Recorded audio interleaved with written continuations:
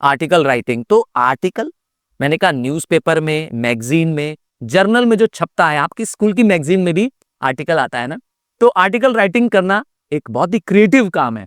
ठीक है, एक आर्टिकल लिखने का तरीका क्या है, देखिए एक आर्टिकल आपके किसी इवेंट को डिस्क्राइब करता है, किसी पर्सन को डिस्क्राइब करता है, आपके ओपिनियन को डिस्क्राइब करता है, कंपेयर कॉन्ट्रास्ट करता है, सजेशन देता है। एक अच्छे आर्टिकल में आई कैचिंग टाइटल होना जरूरी है। क्या कीवर्ड है? Title should be eye catching. Article है तो उसकी टाइटल कैसी हो, पढ़े तो आदमी क्या हो, हाँ पूरा पढ़ने का मन करे, टाइटल से ही क्या हो जाए, अंदर पढ़ना शुरू कर दे। आई कैचिंग टाइटल होना चाहिए। इंट्रोडक्शन सेंटेंस जो होना चाहिए वो रीडर्स को अट्रैक्ट करने वाला होना चाहिए। इंट्रोडक्टरी पहला लाइन, 2 लाइन क्या होनी चाहिए, रीडर्स को अट्रैक्ट करनी चाहिए। बॉडी के अंदर कम से कम 2 से 5 पैराग्राफ, कितने? 2 से 5 पैराग्राफ, और बड़ा नहीं होता आर्टिकल, 2 से 5 पैराग्राफ होने चाहिए। एंड लास्ट में कंक्लूजन अच्छा होना चाहिए। एक एग्जाम्पल ग्रुप में देखिए, आपके लिए एक मॉडल आर्टिकल दिखा है। आर्टिकल किस पर है? Rising population. क्या है? The rising population in India का पर एक आर्टिकल है, जिसकी वजह से पॉपुलेशन ग्रोथ, उसकी रेमेडीज, उसका कॉजेज है। तो देखिए हेडिंग ये तो हो गया, आपको ये टॉपिक दिया जाएगा। हाँ, जब भी आर्टिकल देगा तो आपको कीवर्ड्स देगा, टॉपिक्स देगा, उस कीवर्ड टॉपिक के अकॉर्डिंग ही बनाना है। देखिए हम लिख रहे हैं पॉपुलेशन एक्सप्लोजन। क्या है हेडिंग? देखिए, क्योंकि टॉपिक क्या है, मैंने कहा ना कीवर्ड उनके अंदर होना चाहिए, कोई कैची वर्ड होना चाहिए जिससे क्या हो, लोग इंटरेस्टेड हो। ठीक है, जैसे देखिए क्या लिखा है, population explosion a grave challenge. ठीक है, ये आप बहुत अच्छे से लिख सकते हैं क्योंकि पॉपुलेशन एक बहुत कॉमन टॉपिक है। तो देखिए, population bomb in India is constantly ticking. कितनी अच्छी लाइन है।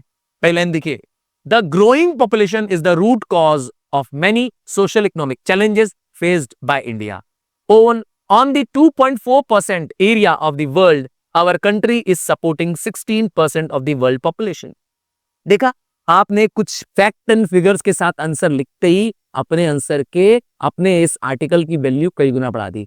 तो when you add the real facts and figures it become better.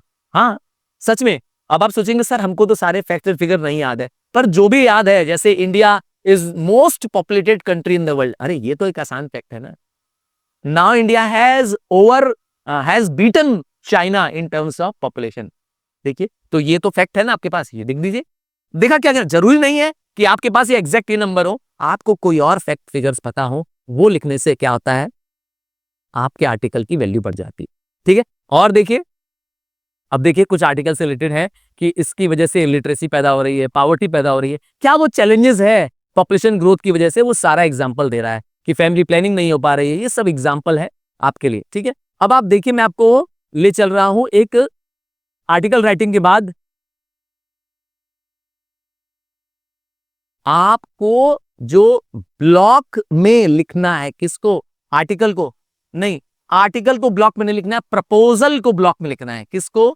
Article को ब्लॉक में नहीं लिखना है, प्रपोजल को ब्लॉक में लिखना है। ठीक है, चलो आगे बढ़ते हैं। ठीक है, अब आ रहा है यू कैन विन। अब ये क्या है? ये एक बुक रिव्यू है। सर बुक रिव्यू का मतलब क्या होता है कि मतलब आपने बुक पढ़ी, तुमने बुक पढ़ी, और बुक पढ़ने के बाद तुमको बुक के बारे में जो अच्छा लगा, तुमको उसके बुक के अंदर क्या पॉइंट समझ में आए, तुम्हारा उसके लिए क्या व्यू पॉइंट है, आपके क्या विचार हैं। पर बुक रिव्यू तभी मानी जाएगी सही जब आप बुक के ऑथर का नाम, पब्लिशर का नाम, बुक में कितने पेजेस है, बुक का कितना प्राइस है, ये सब जानते होंगे। तो सर हम लोग तो बहुत बुक पढ़ते नहीं है, यही कहोगे ना कि हम लोग तो कोई नॉवेल या बुक पढ़ते ही नहीं है। कोई बात नहीं, आप इसको याद कर भी सकते हैं या एक बार गो थ्रू कर सकते हैं। और अगर आप खुद सच में बुक रीडर हैं तो जो भी बुक आपको पसंद आ रही है, रिच डैड पुअर डैड, है ना, पढ़ा होगा शायद ये वाली, बड़ी पॉपुलर कहानी है ये वाली। तो आपने और भी कोई भी पढ़ी हो, जो भी आपको लगता है, तो आप उसका एक बार क्या करिए, बुक अपने घर में रखिए तो देख लीजिए कि पब्लिशर कौन है, उसका ऑथर कौन है, नंबर ऑफ पेजेस कितने हैं और कितने प्राइस की है। ये रहा पहला, ऑथर, पब्लिशर, पेज, प्राइस। इससे लिखने से आपके आंसर की वैल्यू बढ़ जाती है, क्योंकि आप किसी बुक को रिव्यू तभी करे होंगे ना जब आप पढ़े होंगे। तो आपको कह देगा राइट अ बुक रिव्यू, तो आपको ये जरूरी नहीं है कि बुक का नाम देके देगा एग्जाम में, नहीं ऐसा नहीं होगा। आपको कुछ की पॉइंट्स दे देगा कि इस चीज पे रिव्यू करिए। ठीक है, बुक का क्या इंपैक्ट पड़ा सोसाइटी पर, जैसे ये हो गया, पॉइंट हो गया। बुक के कंक्लूजन में आप क्या सीखते हैं, सोसाइटी को क्या मैसेज जाता है, ये उसके अंदर पॉइंट हो सकता है। ठीक है, तो जैसे अब इसमें देखिए यू कैन विन। अब ये बुक जो है वो शिव खेड़ा की लिखी हुई बुक है, एक बहुत ही रिनाउंड ऑथर है, एजुकेटर है, बिजनेस कंसल्टेंट है, एंटरप्रेन्योर है, और इनकी बुक जो है वो 2 मिलियन कॉपीज बिक चुकी है। थोड़ा फैक्ट एंड फिगर जोड़ने से, मैंने पहले ही बताया ना, जब जब आप अपने आंसर में क्या करेंगे, फैक्ट एंड फिगर जोड़ेंगे, आंसर की वैल्यू और बढ़ जाएगी।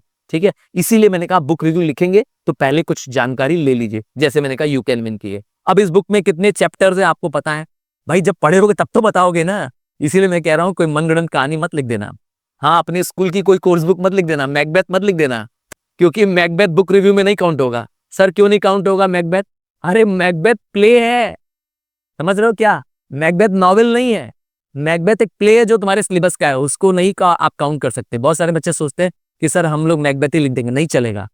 ठीक है, आपको कोई नॉवेल, कोई ऐसी बुक जो आपके कोर्स में नहीं है उसको लिखना है। तो अब देखिए इसमें 8 चैप्टर्स है जो importance of positive attitude, success, motivation, इस पे डील करती है। तो बुक में क्या है ये बता दिया एक पैराग्राफ में। अब बुक में क्या और खास बात है कि लोगों को कॉमन सेंस के कारण अपील करती है, जो रीडर होता है उसको बार बार पढ़ना चाहता है। ये लोगों को इंटरेस्ट बिल्टअप करती है, लोगों को सक्सेसफुल बनाने में मदद करती है। तो बुक के क्या है, अच्छाइयां बता रहे हैं भाई, तभी तो रिव्यू कर रहे हैं ना। हाँ, नेगेटिव पॉइंट्स होगा तो वो बता सकते हैं। रिव्यू में दोनों चीजें आती हैं। जब आप रिव्यू कर रहे हैं तो बुक के अंदर से आपने क्या निचोड़ निकाला, क्या ज्ञान की बातें निकाली वो भी लिखिए, क्या अच्छा लगा वो लिखिए, और क्या नेगेटिव आया वो भी, मतलब पॉजिटिव नेगेटिव दो भी पॉइंट लिखिए।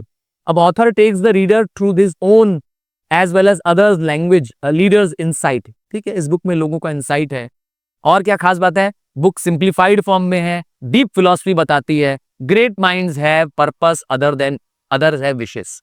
ग्रेट माइंड है पर्पस, अदर है विशेष। देखिए कीवर्ड्स भी डाल दे रहा है, ठीक है, कोट्स भी डाल दे रहा है। लास्ट देखिए, ये जरा लास्ट का देखिए कितना इंपॉर्टेंट लाइन है। ये कंक्लूजन है, आपको भी ऐसे ही कंक्लूजन करना है। देखिए कंक्लूजन कैसे कर रहा है, the book is a must read for all those who want to be winners, क्योंकि बुक का नाम है यू कैन विन। तो देखा, आपने कंक्लूजन दे दिया। बहुत लंबा लिखने की कोशिश मत करिएगा, बुक रिव्यू बहुत लंबा नहीं है, ठीक है, बहुत लंबा नहीं है, बट आपको इसके अंदर बुक से रिलेटेड ही मैटर लिखना है।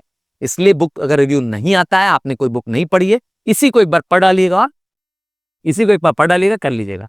चलिए, अब बुक रिव्यू हो गया, अब आपको ले चल रहा हूं एक मूवी रिव्यू। हाँ, एकदम आ सकता है, ये मत सोचो जो तुम एक्सपेक्ट नहीं कर रहे हो। क्या? डोंट एक्सपेक्ट, क्योंकि एक्सपेक्ट द अनएक्सपेक्टेड। मेरी बात समझ में आई क्या कह रहा हूं? एक्सपेक्ट द अनएक्सपेक्टेड, जो अभी तक नहीं हुआ सब तेरे साथ होने जा सकता है, ये तू याद रख। समझ में आ रहा है क्या कह रहे हैं? चलो, इसमें देखिए क्या करना है, फिर से वही बुक रिव्यू की तरह ही। इसमें कौन कास्ट है, कौन प्रोड्यूसर है, कौन म्यूजिक डायरेक्टर है, और इससे रिलेटेड कुछ और जानकारी अगर आपके पास है तो लिखिए। जैसे एग्जांपल है, इस फिल्म नाम है स्लम डॉग मिलियनेयर। हो सकता है फिल्म रिव्यू आ सकता है आपको, ध्यान दीजिएगा। तो आपको देखिए फिल्म में कास्ट कौन है, देव पटेल, फ्रीडो पिंटो, अनिल कपूर, इरफान खान, डायरेक्टर कौन है, डैनी बॉयल। तो आपको अगर प्रोड्यूसर मालूम है तो प्रोड्यूसर का नाम भी लिखिए। समझ में आ गया?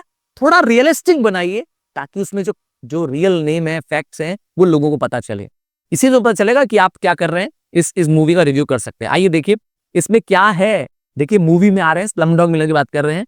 तो ये एक नरेटिव फिल्म है, एक ऐसी फिल्म है जो मतलब चिल्ड्रन एंड ह्यूमन राइट्स की बात करती है, कि किस तरीके से लोग जो स्लम एरियाज में रहते हैं, कितना हाइनस, कितना कितना दर्द भरा जीवन जीते हैं, कितनी तकलीफ में जीते हैं, कितनी परेशानी से जीते हैं। स्लमडॉग मिलियनेयर हार्श रियलिटी बताती है उन बच्चों की जो स्लम्स में रहते हैं। इस कहानी, अब इसमें क्या है फिल्म के अंदर, पहला तो इंट्रोडक्शन पैराग्राफ हो गया था कि ये किस बारे में है फिल्म, बच्चों के राइट्स के बारे में है, चाइल्ड राइट्स के बारे में है, harsh realities of the child rights के बारे में है। अब यहाँ पर क्या है, फिल्म के अंदर क्या है, देखा, पहले बताया इंट्रोडक्शन पैराग्राफ, अब फिल्म के अंदर क्या है। फिल्म जमाल मालिक नाम के एक बच्चे की कहानी है, जो कि एक धारावी में रहने वाला बच्चा है। ये बच्चा क्या करता है, ये बच्चा अनिल कपूर नाम के जो एक गेम शो के होस्ट हैं इसमें, हाँ, जैसे कौन बनेगा करोड़पति है ना, वैसे यहाँ पर है, उससे मिलता है। और वहां पर जो जमाल है वो गेम खेलने इसलिए आया है, क्योंकि वो जिससे प्यार करता है उसको वो पाना चाहता है। वो लड़की है फ्रीडा, समझे? किस तरीके से वो लोकल गैंगस्टर से मुकाबला करता है, किस तरह से लाइफ में चैलेंजेस आते हैं, वो सब कुछ है। तो एक तरह की रियल फाइट है लोगों की जिंदगी की, जो आम जीवन में जो गरीब रह रहे हैं, जिनके पास घर नहीं है, जिनके पास कह सकते हैं क्लमजी प्लेसेस में रह रहे हैं, उनका जीवन कैसे संघर्ष से बीतता है, इसी पे कहानी है। और जो डायरेक्टर का देखिए तारीफ है इसमें, क्योंकि डायरेक्टर है तो उनके बारे में कि उनका रोल मतलब वो किस तरीके से मूवी बनाए। देखिए director Danny Boyle has successfully portrayed the actual situation that occur in a poverty stricken slum area. क्योंकि ये धारावी की कहानी है, ये इंडिया में ही शूट की गई है, इंडिया में भी फिल्म की गई है। तो इसका लोकेशन क्या है, रियल साइट लोकेशन है, ख्याली पुलाव नहीं है ना, कहीं सेट में नहीं किया गया है। तो इसमें एक्टिंग की भी फ्लॉलेस तारीफ की गई है कि एक्टर्स की एक्टिंग बहुत अच्छी है। इसमें म्यूजिक की तारीफ की गई है, ए.आर. रहमान का म्यूजिक है। इस फिल्म को 8 ऑस्कर्स भी मिले हैं, जिसमें से पहला ऑस्कर मिला था ए.आर. रहमान को। और ये फिल्म के बारे में लास्ट कंक्लूजन देखिए, कंक्लूजन इंपॉर्टेंट है, याद रखिए कंक्लूजन इंपॉर्टेंट है कि ये फिल्म आई ओपनर है। Film spirit of slums children के बारे में बताती है कि उन बच्चों में भी होप है, उन बच्चों में भी बॉन्डेज ऑफ पॉवर्टी से निकलने का होप है। उम्मीद है कि बच्चे गरीबी से मुकाबला कर लेंगे। ठीक है, तो एक तरह से क्या हुआ, आपने क्या कर दिया, कंक्लूजन दे दिया कि फिल्म किस बारे में है, क्यों रिव्यू में आपने जो लिखा वो है ना, आपके व्यू पॉइंट्स लिखे इसके अंदर। ये तो हो गया फिल्म रिव्यू, बुक रिव्यू